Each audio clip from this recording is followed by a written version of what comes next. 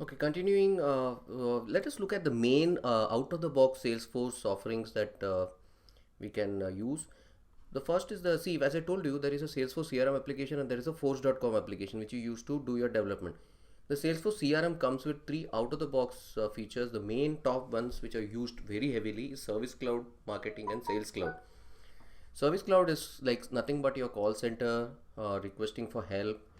It has got various self-service, web to case, channel services, automatic email to case, knowledge management. Whereas under Sales Cloud, you have lead opportunity, converting a lead to account and opportunity, going through identifying leads, then you have approvals, workflows, and then you have the Marketing Cloud, which complements the both the Sales Cloud. So campaign management, workflow automation, marketing analytics, and search marketing. In your free developer org, you'll be able to see the full features of Service and Sales Cloud, but not Marketing Cloud. Marketing Cloud is a separate additional paid version of Salesforce because they have included a lot of other products within that. Okay, so but these are the three key products: service, marketing, and sales. Correct. Then there are some other App Exchange app. Like say for example, App Exchange app is the development marketplace for Salesforce. Like you can, there are companies like say Informatica, and they may not have a feature for porting with Salesforce. So, but if they work with Salesforce and they may release a product, and you can access it using App Exchange app. App Exchange app, you can have free apps as well as you have paid apps. But for any application, like say for any integration or any application functionality that you find a gap or a product that you have been using, like say for Financial Force or for Remedy Force, you suppose you've been using Remedy, but if you want to use Salesforce along with Remedy, then you have Remedy Force, which Remedy BMC provides. And a couple of other things are partnership, content, ideas, Google Apps. These are some other products that Salesforce gives you. But the core products that you actually always use are Service Cloud, Marketing Cloud, and Sales Cloud. So if you look into your application, like say, you will see the applications on the right: Sales Cloud and Service Cloud. If you select the application, these are the top two applications of Salesforce. Now, as we were talking about the releases, like Salesforce comes out with some features, and why do we have releases? Releases are because, suppose you have additional features or something that needs to be part of it. So you have Salesforce.com releases. You have a major release, significant, approximately 3 to 4 a year, and typical time happens on Friday night or Saturday. Or you have a patch, which is a minor release.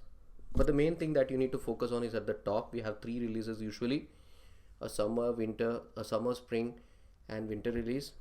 Okay, there are these three major releases, and you need to know that Salesforce comes out with all the products changes that are there.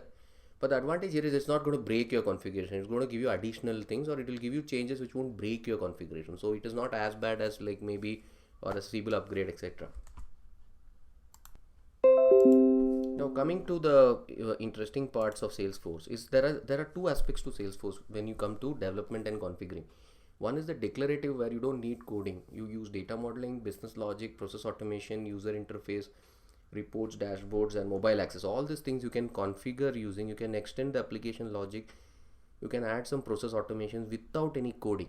Okay, so we will go through that. Then there is the programmatic part, which is the Apex and Visual Force, SOQL, and SOSL. So as I told you, like we are living in a multi-tenant environment, so there are no constraints as such, but there are some governor limits. So we look at the governor limits when we do the development part of it. Right now we will just understand that there are other applications, other company applications running. So there are some, when you do the coding, it will come into, there are some limits. Okay, like so how much queries you can run per transaction, but there are ways to overcome these limits using data structures, but that is from the development point of view. Now this does not stop you from having more data. So we look at the addition and license, how much data you have. If you want to add more data to it, you may have to buy some additional license, but that the existing unlimited and enterprise license come with a lot of data. Okay, so do not worry, but there are some limits to in the declarative part. We have some governor limits since it's multi-tenant. The number of custom objects is say 500. That's quite a lot for any application. Custom objects are nothing but tables. Number of records, number of workflow rules are quite enough to complete even a global level implementation. Basically, this should be, when you look at it in the development part of it, when we do the Apex and Visual Force. Also, this is about optimal use of computing resources like CPU, heap memory, storage, network, etc. Now let's Now let's look at the offering Salesforce gives us. These are the licenses that you get. Okay. So right now that you already used or you started off with will be with the free developer license. Here you're not paying anything. But usually you have professional, enterprise and unlimited. Okay.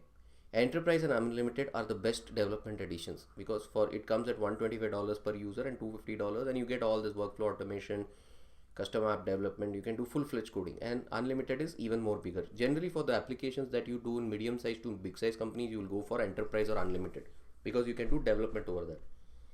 Correct. And this license cost is $125, $250 will not be so much. It will come down to, say, depends, like suppose you buy 5,000 licenses, it may definitely come down to even 35, 45, but I'm not guaranteeing that price, but that's how Salesforce works. They give you a bulk discount, right?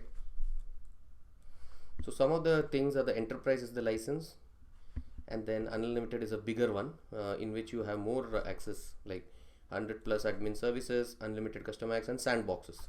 So let's look at what are sandboxes. So basically what will happen is you'll get with various of this unlimited and you'll get with enterprise boxes. Developer edition is what we have seen. So you have a full sandbox. This is a copy of your production org and data and customization. Then you have a partial copy sandbox, which is a partial copy of your thing. Then you have a developer pro and developer sandbox. Basically what you will do is first you will have a, what happens is when you buy a license, let me just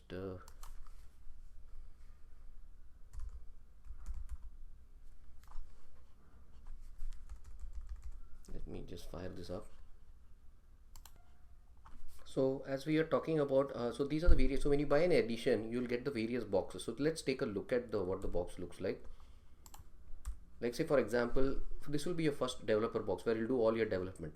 Similarly, you will get another either a full copy or a subset. So you can use it either for your testing, or you can use it as an integration environment for testing further sub data, right? A production copy of data, a full copy of data, what do you use for? Generally for performance testing, scalability, and you basically test for your how scalable your application is. You want to test some new rules. It's basically like, you know, a complete testing of the application, or excellent test environment for users and even for bug fixes before it goes into production. By the way, please note that, you know, there is no development you can do in production. All right. So these are the boxes that we meant for when we meant in Salesforce. So you can go through the slide to understand this. So generally partial copy you will use for say, like say, you know, after you do the development, you will for like say for some amount of testing and then bug fixing, and then you will put it into a full copy sandbox and then port it to the production finally. Okay, so now let's get back to the real development. So what I want you to do is I want you all to go to this URL and create a link. When you go to this URL, a link will come up. You have to enter your details and an email that you can access. Once you do that, what you do is you will get a activation link in your email. So this will give you a lifetime free development org. Okay, and then once you go there, you have to log in over there.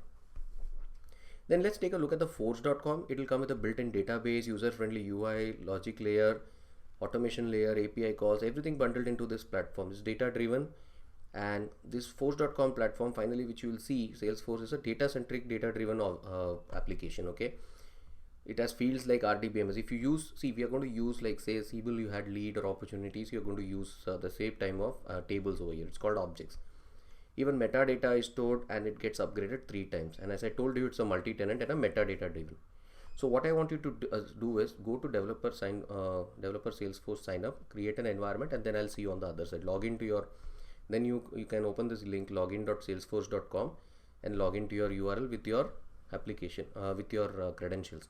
You'll get your credentials in your email. Please click on the activation link and come log into the login.salesforce. Like see, if you go to, you fill this up. Okay, you can just keep it empty, something like that, and give a proper username. You can just say anything that you want, and once you sign you up, you will get a activation link in your email. Then what you can do is click on that link and you should come back to this. It will open up a domain like this. It will open up your application like this. Okay, so I'll be waiting for you on the other side. Let's continue once you are able to log in.